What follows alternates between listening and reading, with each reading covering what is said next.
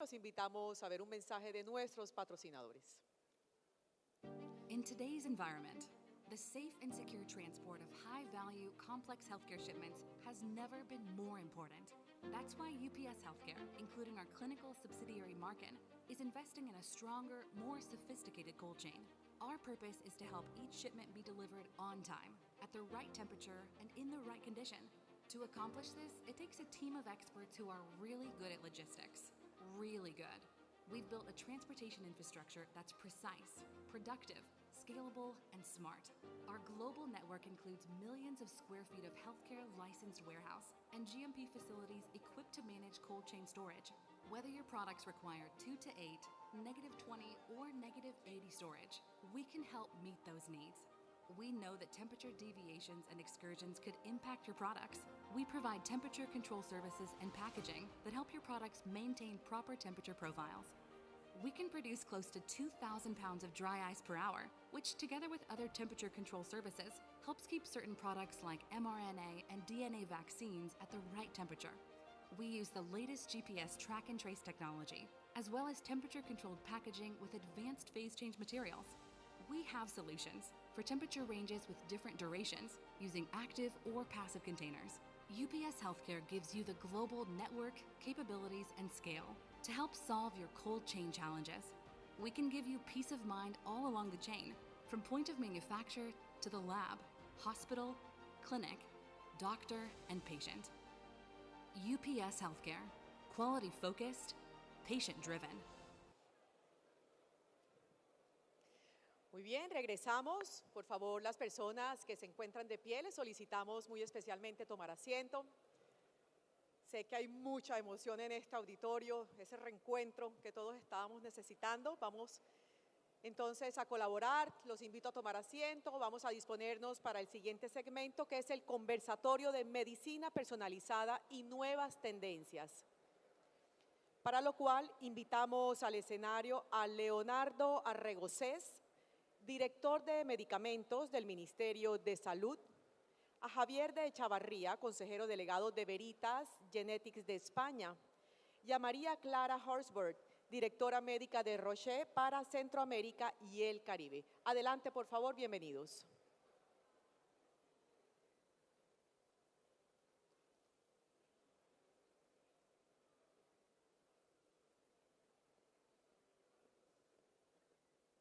Leonardo, ¿tú vas a hacer a moderar? Sí. Ok. Ok, sí, señor. Bien, al moderador Leonardo, pues una especial bienvenida. Sí. Bienvenidos, adelante Leonardo, todo tuyo este auditorio. Adelante, sí, señor.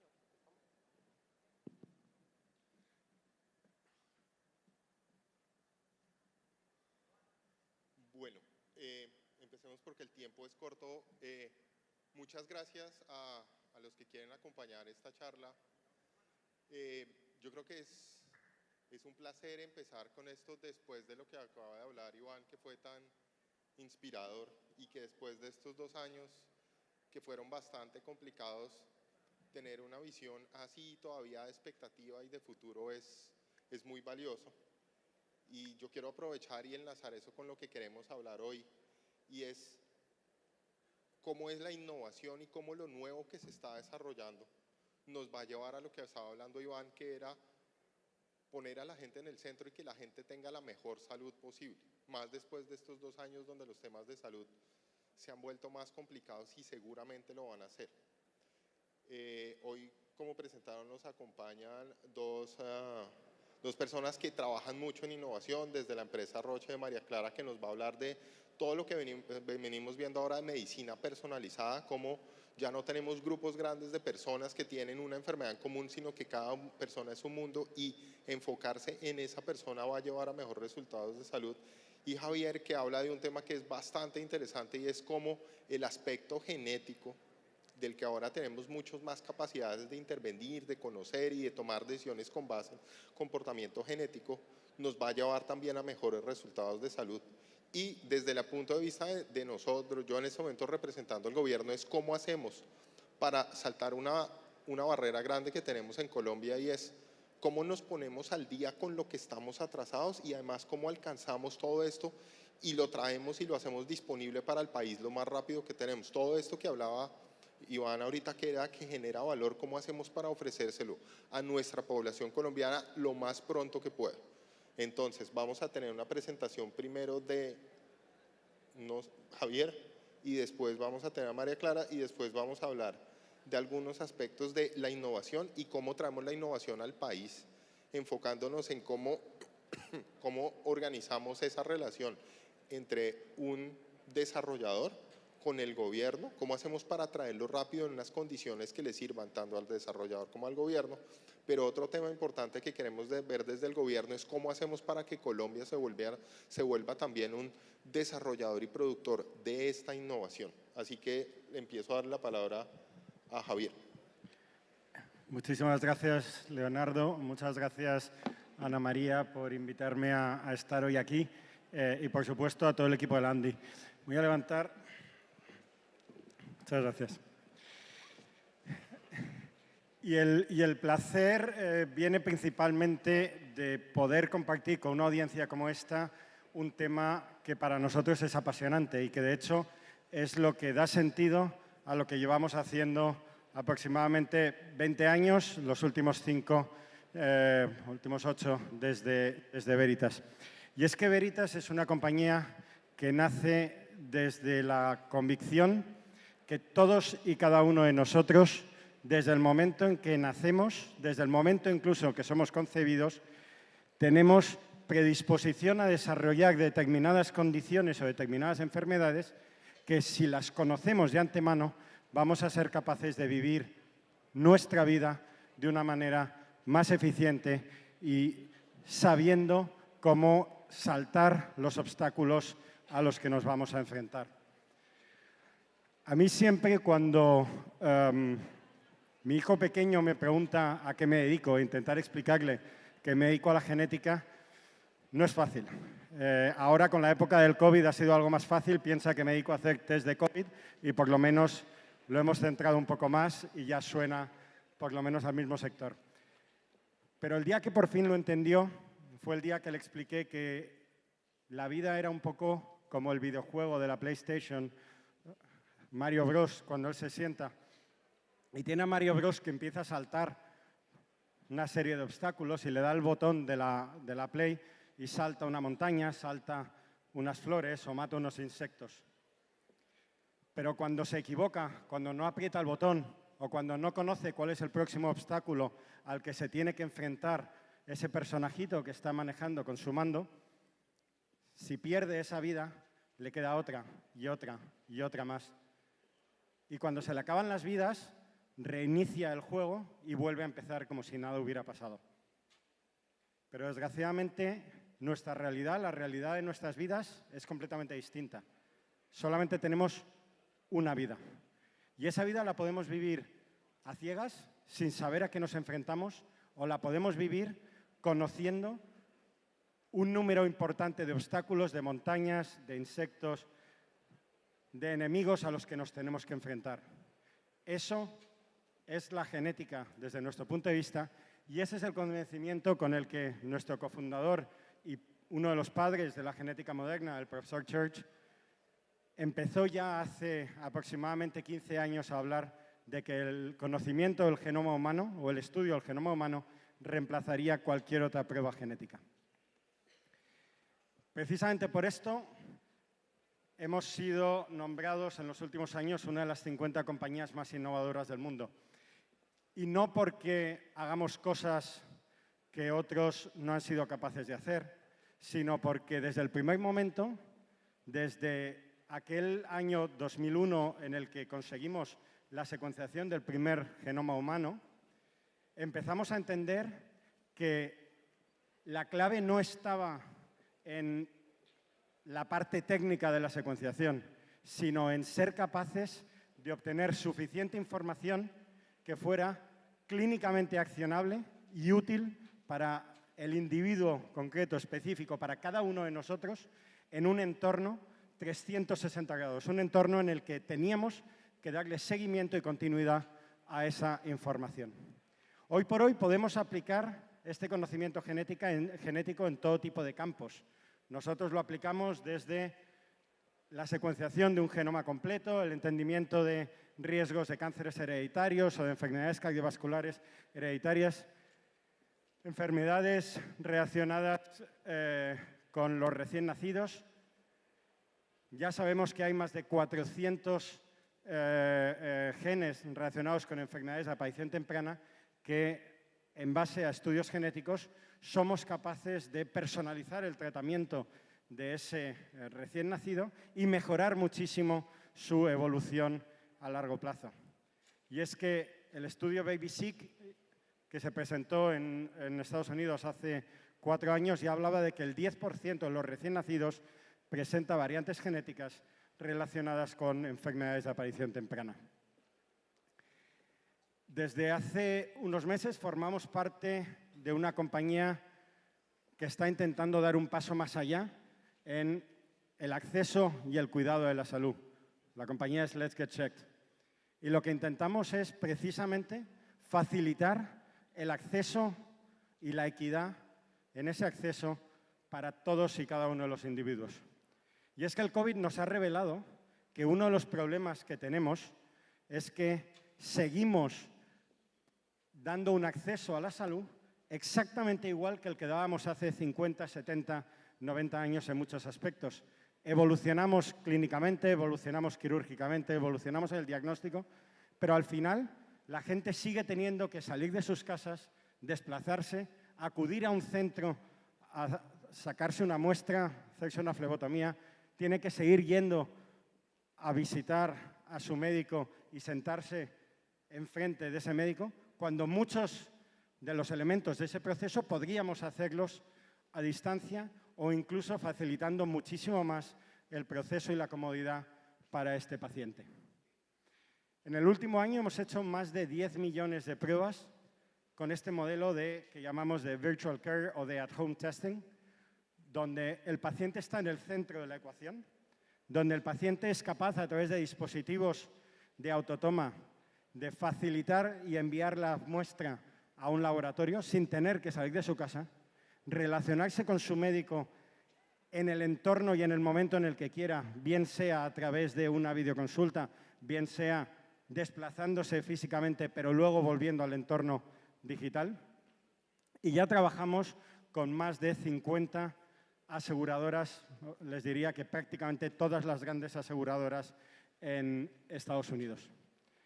Y es que entendemos que esta revolución que estamos intentando hacer es similar a la que ya se ha vivido en el mundo de entretenimiento con Netflix, o en el mundo de la salud con Peloton, o en el mundo del comercio con Amazon.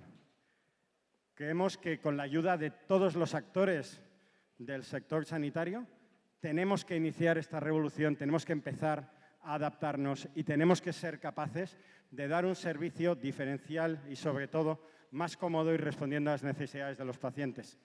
Ya trabajamos con miles de pacientes todos los días, de los que a través de su aseguradora recibimos la petición de qué pruebas van a necesitar ese paciente y en menos de 24 horas el paciente va a recibir un kit de autotoma en su casa, se le va a procesar, se le recoge, se envía al laboratorio, se le procesa y recibe su aseguradora la necesidad o no de establecer una continuidad en este proceso en base a un resultado patológico o un resultado normal. No quería dejar de hablar de dos innovaciones que entendemos que aportan y que nos ayudan en este camino de segmentación y de estratificación del riesgo de los pacientes. Y es que el ponente anterior, Iván, nos hablaba de la importancia de vivir esos 10.000 días como si cada uno de ellos fuera diferente o fuera único. Hablaba también de la importancia de la innovación y de avanzar en este cuidado de la salud. Pero es que, y vuelvo al principio de mi intervención, el conocer ese mapa genético de cada uno de nosotros que determina los riesgos a los que nos vamos a enfrentar, nos da la capacidad de tomar el control, de tomar el volante en nuestras vidas, pero sobre todo en un entorno sanitario cualquiera, como en este caso el colombiano, les permite a los diferentes agentes involucrados, a las EPS, a las IPS, al propio ministerio, entender quién es más o menos proclive a desarrollar determinadas enfermedades. Precisamente la semana pasada presentábamos en el Congreso de ASCO, la Sociedad Americana de Oncología Clínica, este estudio en el que en un grupo de pacientes sanos, asintomáticos, sin ninguna patología previa, encontrábamos que el 19,5% de ellos eran portadores de hallazgos clínicamente relevantes. Hablamos de riesgo de desarrollar enfermedad cardiovascular, de desarrollar cánceres hereditarios, hemocromatosis y otras muchas condiciones que, conociéndolas, podemos entender y actuar mejor. Por último, no solamente hablamos de riesgos monogénicos, sino que también ser capaces de introducir en un sistema sanitario el estudio de riesgos poligénicos, es decir, basados en la suma del efecto proporcionado por un número muy elevado entre cientos de miles y millones de variantes genéticas comunes que están dispersas en nuestro genoma, nos permite entender y estratificar cuáles de nuestros pacientes o de nuestros asegurados tiene un riesgo mucho más alto de desarrollar diabetes tipo 2, cáncer de próstata, cáncer de mama, enfermedades cardiovasculares, etc. Precisamente nosotros entendemos que el avance y la innovación en la salud va precisamente por este camino. Entender mejor cómo y a quién debemos ofrecerle un tratamiento personalizado y un estudio mucho más avanzado para minimizar el riesgo. Muchas gracias.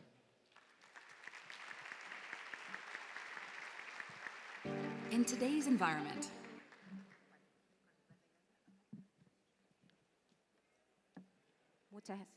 Hola, buenos días, ¿se escucha?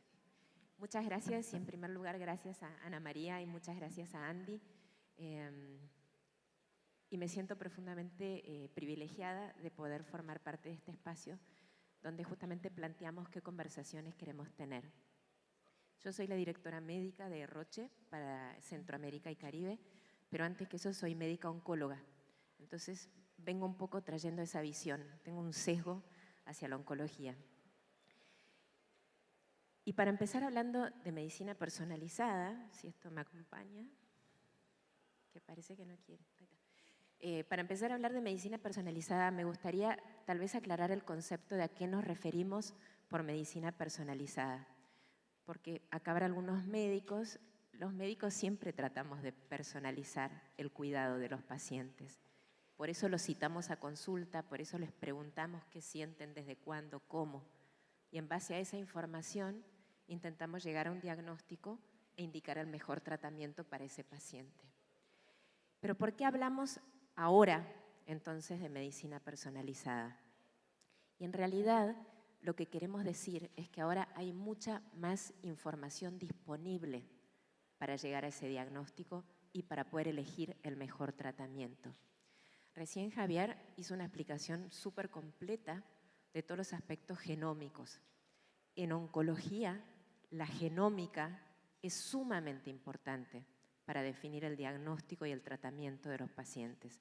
Como dijo Leonardo, ya no son todos cánceres de mama y a todos le damos la misma quimioterapia y a algunos les va mejor y a otros les va peor y no sabemos por qué. Lo mismo con el cáncer de pulmón.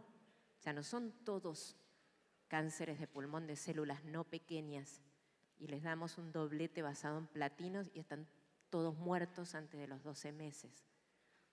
Hoy tenemos la posibilidad de estudiar cientos de mutaciones que en algunos casos nos anticipan que el paciente puede responder a determinada terapia o puede ser resistente a determinada terapia. Y eso nos permite entonces tratar mejor a los pacientes. Y esto empezó la movida en la década del 90, cuando se identificaron las principales vías que hacen al cáncer maligno. Y también en la década del 90 empezaron a desarrollarse las primeras terapias dirigidas para muchas de estas vías. Dicho eso, y ese era el tinte de la oncología, no es la única información relevante que tenemos hoy disponible para individualizar el cuidado de los pacientes. Hoy en día, y ya saliendo un poco de la oncología, tenemos datos, por ejemplo, que pueden provenir de apps para el cuidado de la salud, de sensores, de relojes inteligentes. Ayer se habló del Fitbit y cómo el Fitbit puede registrar la actividad física de las personas e incluso la persona puede cargar datos de su ingesta calórica, porque sabemos que las enfermedades tienen un fuerte componente genómico, pero también el ambiente influye, los hábitos, el estilo de vida influyen. La historia familiar o personal a veces no la vemos reflejada en la genómica porque a veces todavía no la entendemos, pero está ahí. Entonces, combinando los datos digitales que hoy pueden provenir de apps, de sensores, de historias clínicas electrónicas, de los mismos datos reportados por los pacientes, de imágenes digitales, de aseguradoras, de visitas hospitalarias o incluso de redes sociales, si logramos combinar todos esos datos, y para eso necesitamos interoperabilidad, que se habló muchísimo ayer, todo eso nos permite llegar al diagnóstico más certero y poder elegir el mejor tratamiento para cada paciente. Y si pensamos en todos estos datos, nos damos cuenta que esto excede el momento de la enfermedad, del diagnóstico y de la selección de tratamiento. Con todos estos datos, ya no es el tratamiento de un paciente, sino que es el cuidado de la salud de las personas a lo largo de toda su vida. Cuando la persona está sana, mediante pruebas genómicas, como explicó recién Javier, podemos conocer el riesgo que tienen los individuos a desarrollar determinadas enfermedades, pero también de repente a ser resistentes a determinados tratamientos o que les sirvan otros tratamientos. Todo eso en el periodo de salud, conociendo los estilos de vida, los hábitos de vida, los antecedentes, podemos estimar el riesgo y podemos indicar intervenciones apropiadas, oportunas, para mantener la salud por más tiempo y mantener la funcionalidad por más tiempo. Y esto es foco de la política pública de salud, de la salud pública y de la OMS, porque las enfermedades crónicas no transmisibles, que son el cáncer, las enfermedades cardiovasculares, la diabetes, las enfermedades respiratorias, son responsables de más del 70% de las muertes prematuras en el mundo. Y estas enfermedades tienen un gran componente prevenible. Entonces, este debe ser el foco de la salud. Una vez que la persona enferma, mediante todos estos datos, y en oncología son muy importantes los de genómica, se puede llegar a un diagnóstico y se puede seleccionar el mejor tratamiento para cada paciente. Pero también todos estos datos, toda esta plétora de datos, pueden ayudar a la hora de obtener acceso a la innovación y acceso a los tratamientos. Por un lado, las agencias regulatorias han empezado a modernizarse y a ayornarse para salirse un poco del modelo clásico de aprobación con fase 3 solamente, porque hoy el desarrollo de los medicamentos también ha adoptado modelos innovadores y no para todas las indicaciones y no para todos los medicamentos tenemos evidencia de estudios clínicos de fase 3. También tener datos ayuda, por ejemplo, a los pagadores. ¿Cómo? Se habló recién del valor. Ya no hablar de precio por volumen, no precio por cantidad de viales o precio por cantidad de comprimidos. Hablemos del valor de los resultados clínicos. Si determinada terapia cura, no es lo mismo que una que no cura. Si determinada terapia cumple con su promesa de prolongar la sobrevida o esto no se verifica. Entonces, tener datos abre puertas a nuevas negociaciones basadas en valor o que incorporan los resultados obtenidos. Y finalmente, superado el episodio agudo, toda esta tecnología disponible nos permite hacer un seguimiento continuo y no ya solamente cuando el paciente vuelve a tener síntomas o cuando le toca la visita. Mediante toda esta tecnología se puede hacer un seguimiento continuo, en general incluso remoto, que no afecta la calidad de vida de los pacientes porque no implica traslados. Y a esto es a lo que llamamos en realidad cuidado de la salud personalizado. Es a la combinación de datos digitales interoperables que nos permite la intervención adecuada para cada paciente en el momento oportuno. Y esto en realidad tiene que ir sí o sí acompañado de la transformación digital del sistema de salud. Si estamos hablando de datos de salud de calidad provenientes de múltiples fuentes en formato interoperable, que sean accesibles para quien los necesite, necesitamos sí o sí la transformación del sistema de salud. Y esto trae profundas implicancias para todos los actores involucrados. Solo para hacer una mención, la investigación ha cambiado también. Hoy el desarrollo clásico de preclínico y en la fase clínica, fases 1, 2 y 3, está siendo retado. Hoy en día hay fases que corren en paralelo. Algunos medicamentos no tienen estudios de fase 3, otros se desarrollan con modelos novedosos, adaptativos, en umbrella o basket que se llaman. También existen estudios híbridos donde ya no se recluta una rama control de pacientes. Hoy en día han habido aprobaciones por la FDA en donde la rama control se ha tomado, por ejemplo, de una base de datos de pacientes, datos que se han comprobado que son de alta calidad y que reflejan de una forma satisfactoria lo que la evidencia que podría aportar una rama control reclutada de pacientes. Esto permite investigación clínica más rápida y eficiente para que la innovación esté disponible para los pacientes en forma más rápida. La FDA, en su 21st Century Cures Act, lo que planteó es eso: cómo podemos hacer que la innovación esté disponible para los pacientes en forma más rápida. Y otros aspectos también en donde la investigación se favorece de la tecnología y los datos. Hoy con machine learning o incluso con computación cuántica se pueden escrinear librerías, bibliotecas de moléculas candidatas, por ejemplo, en forma mucho más rápida y eficiente que el componente humano no llegaría a ser.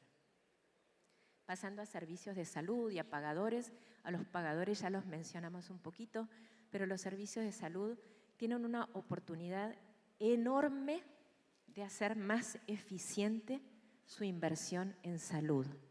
Tienen una oportunidad enorme de evitar el gasto de duplicaciones, de errores, de papel, automatizando procesos, haciendo que la información esté disponible para todos los que la requieran, de forma controlada. Como se habló ayer, tiene que haber una gobernanza de datos.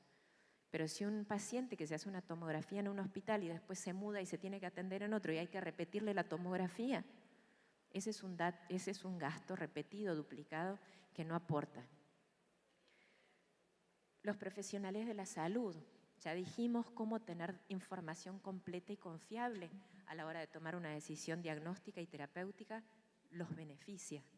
Todos tomamos decisiones en incertidumbre, pero tener la mayor cantidad de datos posible que hoy estén disponibles ayuda. Y así nos gustaría a todos nosotros que fuéramos tratados como pacientes. Pero también existen, por ejemplo, algoritmos de inteligencia artificial que pueden ayudar a los médicos a interpretar imágenes clínicas.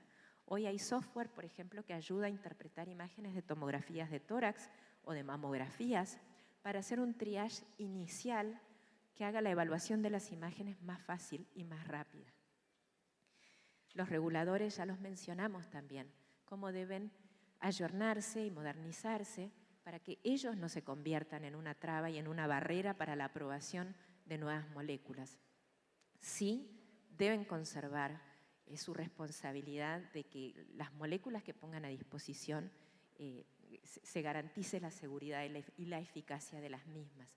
Pero hay otras formas que las tradicionales. Y finalmente, los grandes beneficiados son los pacientes, las familias y las sociedades. Un tratamiento oportuno, como dijimos antes, puede mantener la salud y la funcionalidad por más tiempo. Y es por eso que la transformación de la atención de salud va a permitir sistemas de salud sostenibles y resilientes. A modo de cierre de esta reflexión, y un poco ha sido el hilo conductor y el tema que he escuchado en todas las conferencias hasta ahora, es que esto no lo podemos, nadie lo puede lograr solo. El primer orador de hoy dijo que los colombianos se miraban el ombligo, ya todos adivinaron que yo soy argentina y los argentinos también nos miramos el ombligo, y ese no es el camino del futuro. La innovación pasa demasiado rápido como para que cada uno quiera hacer todo solo. El futuro es de colaboración y de confianza. Imagínense si ahora con la pandemia cada país hubiera querido secuenciar al virus, en vez de aprovechar cuando los chinos lo pusieron a disposición de la comunidad científica. Las cosas se hubieran movido mucho más lento. Entonces, el futuro es de la colaboración y la confianza. Y por eso celebro los espacios como el de hoy, en donde todos nos podemos juntar a hablar de lo mismo, de volver a poner al paciente en el centro y cómo hacemos que la innovación esté disponible lo antes posible. Muchas gracias.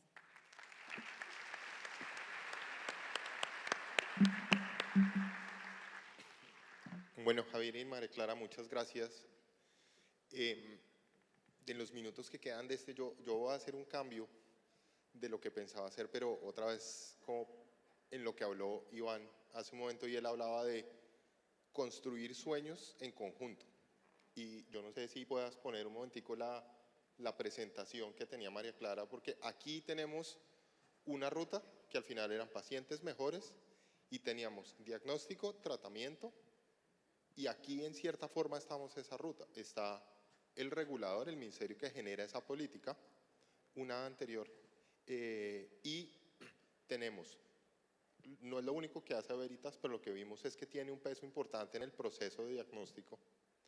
Y Roche ha sido una empresa que también tiene componentes de diagnóstico, pero tiene mucho de tratamiento, donde ahora vemos que las empresas farmacéuticas tienen una visión diferente. No es yo tengo mi molécula blockbuster y ya la pongo allá, sino que yo tengo que estar en todo el recorrido del tratamiento y mi planeación tiene que ser con todo el tratamiento y no entregarle esto a los medicamentos y ya. Pero la propuesta acá es, hablemos un poco de cómo construimos ese sueño conjunto, de que en un país como Colombia lleguemos a que tengamos ese diagnóstico temprano, y que Javier nos cuente un poco cómo lo ven desde su empresa, cuál es el impacto que tendría llevar yo a nivel poblacional una secuenciación genómica que me hable de riesgos. ¿Qué han visto? ¿Cómo llevaría eso al sistema? Si cogemos este auditorio, a todo el mundo le hacemos una prueba y encontramos algo similar, entonces nos vamos de aquí todos con la cabeza, yo tengo un riesgo del 25% que me dé tal, de aquí sale todo el mundo a pedir cita en el médico y quiero que me hagan estos exámenes. Eso le vamos a pegar duro a los sistemas de salud. ¿Cómo se han visto ustedes dentro de eso para participar en eso? Y empecemos por ese tema. ¿Cómo ven ustedes que se hila esto y cómo incluirían el diagnóstico genético a un nivel más grande, a un nivel poblacional? ¿Y cómo apoyarían ustedes todo ese beneficio que traía el sistema, pero los riesgos que vienen asociados a tener una información que hasta el momento no teníamos? Bueno, yo creo que lo primero que hay que destacar es que cuando hablabas de riesgo y de salir con ese miedo, realmente el enfoque en el que nosotros creemos, y yo creo que es compartido por todas las compañías que nos dedicamos a la genómica, es que la clave es la accionabilidad.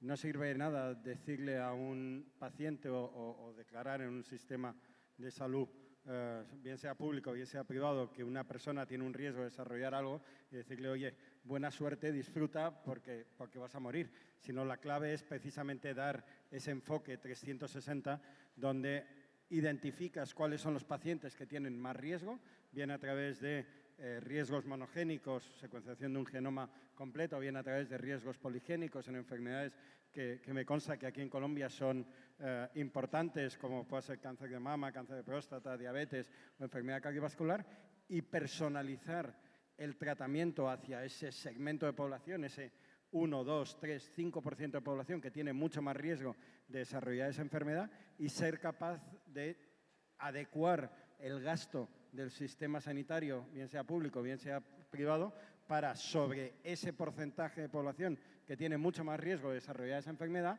poder centrarnos y poder llevar una hoja de ruta mucho más definida y mucho más certera. Yo creo que la clave está ahí, la clave está en la accionabilidad y el uso mucho más eficiente de los recursos. No necesariamente en gastar más, sino en gastarlo en aquellas personas que se van a beneficiar más y que lo necesitan más. Bien, gracias. Yo creo que este es y aquí yo que algunas personas de las EPS comparten eso, es ahora tenemos más información y todos tenemos claro qué hay que hacer. El problema es que no hemos identificado bien el cómo.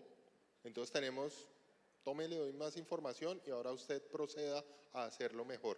Hágalo más eficiente cuando ese es un reto que no ha sido fácil.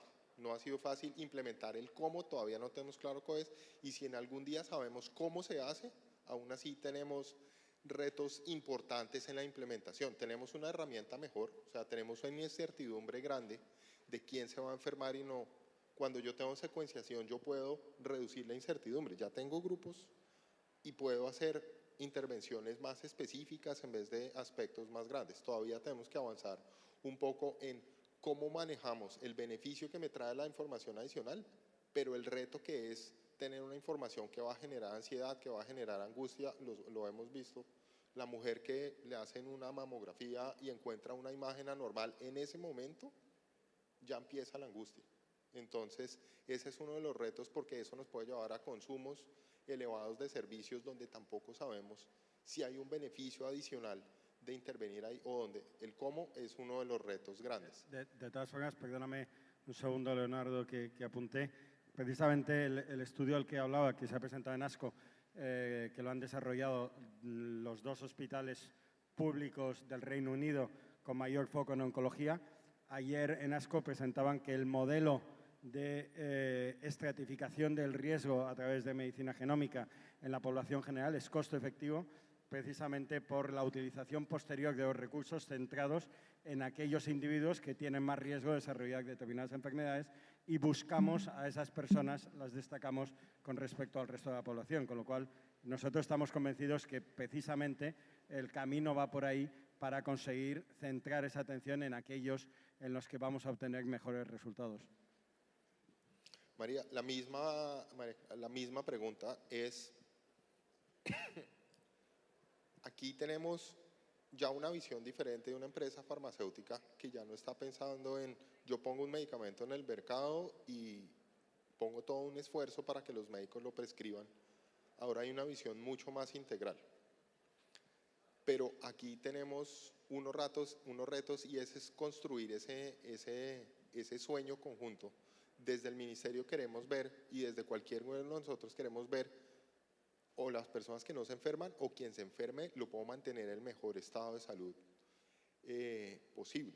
Por otro lado, tengo una empresa farmacéutica que quiere generar unos ingresos, tiene unos dueños, tiene un board al que hay que darle respuesta. Pero ¿cómo hacemos para empezar a hacer esas dos cosas compatibles? ¿Y cómo hacen dentro del sueño? ¿Y cómo empezamos a compartir los riesgos, a compartir las inseguridades? ¿Cómo lo ven desde la empresa y cómo participarían con un gobierno en generar ese sueño conjunto? Sí, muchas gracias. Y en primer lugar, aclarar que estoy de acuerdo con Javier en que lo importante es la accionabilidad y tal vez trasladado a la oncología y al diagnóstico genómico en oncología. Esto quiere decir que si yo tengo el mejor diagnóstico, sé todas las mutaciones, tengo idea de con qué puedo tratar al paciente, si ese tratamiento no llega al paciente, nos quedamos cortos y eso no es aceptable y no debería ser aceptable. Yo de vuelta trabajo en Roche, pero soy oncóloga y para mí todos los pacientes son como si fueran mi mamá, mi papá o mi hijo o mi hermana. Y así me gusta pensarlo. Entonces, no estoy hablando de que los medicamentos de Roche, sino estoy hablando de que cada paciente pueda acceder a lo que se ha demostrado. Hay cierta evidencia que puede servirle. Entonces, acá yo veo 2 oportunidades, vamos a llamarlas, y no barreras. En primer lugar, está el tema regulatorio y en segundo lugar está el tema de la financiación. Con respecto a lo regulatorio, y ya mencioné algunas cosas, hay 2 escenarios. Un escenario donde hay evidencia que respalda determinado uso, que es presentada a las autoridades regulatorias, y entonces en base a esto se aprueba o no esa indicación. Hay agencias que son muy buenas, muy reconocidas, pero que probablemente necesiten esta modernización, ayornarse, porque hoy el desarrollo de los medicamentos innovadores ya no es el clásico. Entonces hay evidencia que se produce, que se construye a través de estudios clínicos, que no son los clásicos a veces, pero que producen evidencia que dice que a determinado grupo de pacientes un medicamento les sirve. Entonces, hoy nos encontramos con esta gran variabilidad en las agencias regulatorias del mundo, donde algunos ya han empezado a aceptar evidencia de estudios de fase 2 sin que haya fase 3, o evidencia de estudios híbridos, donde una rama proviene de evidencia de la vida real. Y hay agencias que todavía se mantienen en los modelos más estrictos de que admiten solo fase 3. ¿Cómo veo yo? Y lo que a mí me gustaría para mis pacientes, que las agencias regulatorias no se conviertan en una barrera, que no permitan que esas moléculas innovadoras lleguen a los pacientes. Reconozco la responsabilidad que tienen, pero por ejemplo pueden dar una aprobación condicional sujeta a que se presente evidencia de efectividad a cierto plazo, 6 meses, 1 año, o 6 meses y 1 año, que ratifique la utilidad de esa medicación y la seguridad. Si la ratifica, queda aprobada. Si no se comprueba, entonces se revoca la aprobación. Pero no se frenó el acceso a pacientes que lo necesitaban. Y hay otra circunstancia que es más retadora aún, porque proviene de ese escenario donde no hay evidencia presentada a las agencias regulatorias. Hoy en oncología cada vez es más frecuente el diagnóstico genómico agnóstico, que no mira dónde se originó el tumor. Entonces, si determinada mutación está presente, no importa si el cáncer es de mama o de pulmón o de tiroides o es un sarcoma, porque le puede servir una medicación que bloquea esa vía. Entonces, ¿cómo nos conducimos en ese escenario donde no hay un cuerpo de evidencia que es presentado a la autoridad regulatoria, pero que esa medicación podría beneficiar a los pacientes? De vuelta, piensen si es su mamá, su papá, su hermana, su hijo. De vuelta, podemos mirar la experiencia de otras instituciones que están haciendo, como ayer decía el conferencista chileno, que va a estar mirando cómo construye Colombia la interoperabilidad de las historias clínicas para aprender. En este futuro de confianza y colaboración tenemos que mirar afuera para aprender. Hoy muchas instituciones conforman comités multidisciplinarios que se llaman comités moleculares de tumor, que evalúan ese reporte genómico, evalúan qué evidencia hay disponible en el mundo y en base a eso hacen una recomendación de que determinada molécula puede servir o no. Y eso no va a pasar nunca por la autoridad regulatoria, porque cuando vamos a nichos cada vez más pequeñitos, no hay un cuerpo de evidencia enorme que sustente eso, pero frente a una enfermedad de vida o muerte, ¿cómo nos conducimos frente a eso? Y de vuelta, yo creo que la solución está en la recolección obsesiva de datos y el compartir esos datos. Que el cuerpo de evidencia, que el conocimiento sea global y que no busque cada institución o cada país tener sus estudios fase 3 o lo que sea. Sí, a nivel local, buscar esa corroboración de la efectividad y de la seguridad, pero el cuerpo de conocimiento hay que construirlo en forma global.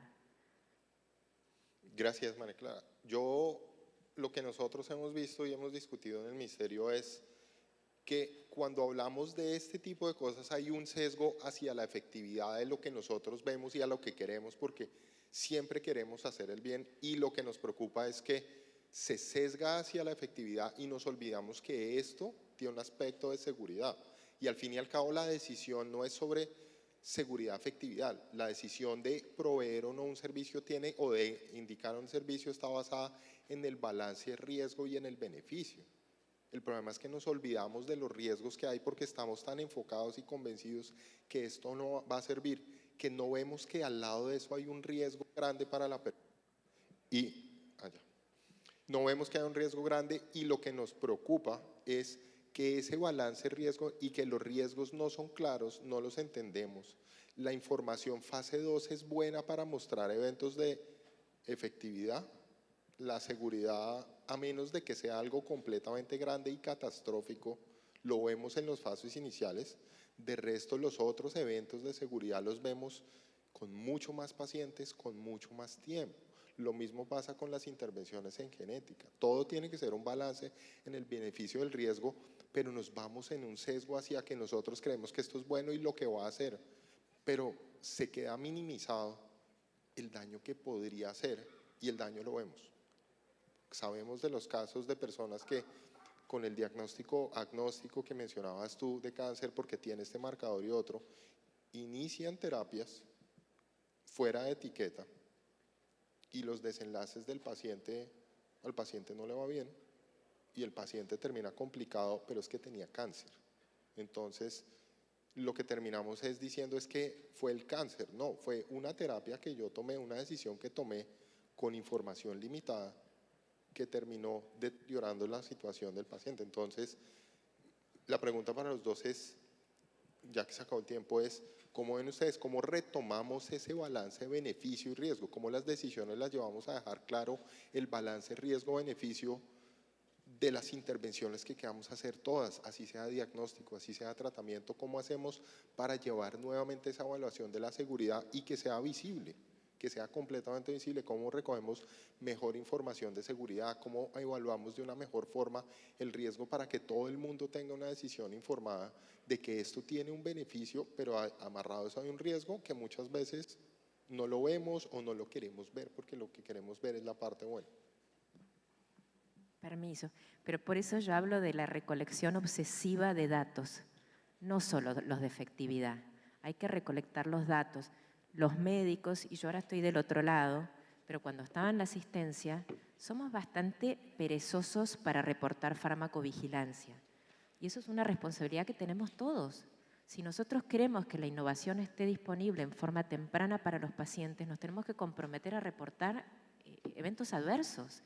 Ahora, volviendo al COVID, con la vacunación, se desaprovechó una oportunidad enorme de farmacovigilancia. Todos teníamos las apps del gobierno, todos teníamos todo. ¿Quién reportó un evento adverso por la vacuna? Entonces tenemos que educarnos. Vos querés tener el mejor medicamento para tu hijo, para tu papá, para tu mamá, tenés que cumplir tu parte. Tenemos que hacer farmacovigilancia, porque si no, no vamos a poder estar nunca seguros de ese balance que es necesario. Y es necesario si queremos hablar de valor. Yo no puedo dar una medicación por una promesa de efectividad, pero que después va a tener tantos eventos adversos que va a ser un presupuesto en internaciones y en medicaciones. Tenemos que consignar efectividad a la par de seguridad. Y es una responsabilidad de todos. Es así. Yo, solo por acabar, yo creo que me quedo con un mensaje que decía antes María Clara, que me parece fundamental, y es solicitar de las administraciones públicas, y desgraciadamente conozco menos la colombiana que la española, las europeas en general, pero que no bloqueen la capacidad de innovación de las compañías que nos dedicamos a este sector. Y es que todos los que estamos comprometidos con el avance y la innovación en la salud nos basamos de una manera obsesiva en datos y en evidencias científicas suficientes. No somos kamikazes que sometemos al paciente a situaciones absolutamente desconocidas, sino que nos basamos en esos niveles de evidencia muy altos y, lógicamente, la Administración Pública tiene una labor y una obligación de vigilancia y de preocupación del cuidado de los pacientes, pero todos tenemos que entender que tenemos que avanzar hacia ese camino de la innovación, porque si no nos quedaremos parados y no solamente habrá 1, 2 o 3 que se verán perjudicados, como apuntaba ahora Leonardo, sino que en general será toda la población la que estará privada de cualquier avance a nivel de introducción de nuevas terapias, identificación, diagnóstico, etcétera. De acuerdo, muchas gracias. Yo creo que la gran conclusión de esto aquí es, lo que todos queremos es innovación y lo que queremos es cómo entre todos construimos el acceso a la innovación y a lo que nos genera valor y cómo lo hacemos en conjunto.